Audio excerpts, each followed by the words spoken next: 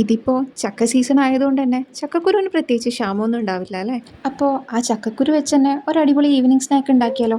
Evening സ്നാക്കായിട്ട് വേണമെന്നൊന്നുമില്ല, നമുക്ക് ചോറിൻ്റെ കൂടെ കഴിക്കാനും ഇത് അടിപൊളിയാണ്. ഇതിപ്പോൾ ഒരു കപ്പ് ചക്കക്കുരു മഞ്ഞളും ഉപ്പിട്ട് വേവിച്ചെടുത്തതാണ്. അധികം വെന്തുടഞ്ഞു പോകാതെ നോക്കണേ. ഇനി ഇതിലേക്ക് 2 സ്പൂൺ പത്തിരിപ്പൊടി ഇട്ട് കൊടുക്കുന്നുണ്ട്. കോൺഫ്ലോർ ആയാലും മതി. നമ്മുടെ എരിവിന് ആവശ്യമായിട്ടുള്ള മുളക് പൊടി ഞാനിവിടെ കാശ്മീരി ചില്ലിയാണ് ഇട്ട് കൊടുത്തത്. ഇനി ഇതിലേക്ക് കുറച്ച് കായപ്പൊടി, 1/4 ടീസ്പൂണൊക്കെ പെരിഞ്ജീരകത്തിൻ്റെ പൊടി, പിന്നെ ആവശ്യത്തിന് ഉപ്പും കുറച്ച് വെള്ളവും കൂടെ ചേർത്ത് നല്ലപോലെ മിക്സ് ചെയ്തെടുക്കാം. ഇനി ഇതൊരു 5-10 മിനിറ്റൊക്കെ റെസ്റ്റ് ചെയ്യാൻ വെക്കാം. ഇനി ഇത് നല്ലപോലെ തിളച്ച എണ്ണയിലേക്ക് ഇട്ട് കൊടുക്കാം. സൺഫ്ലവർ ഓയിലാണ് എടുത്തത്. ഇത് ഫ്രൈ ആയി വരാൻ ഒരുപാട് സമയത്തിൻ്റെ ആവശ്യമൊന്നുമില്ലേ, കാരണം നമ്മൾ ചക്കക്കുരു ഓൾറെഡി കുക്ക് ചെയ്തതാണല്ലോ.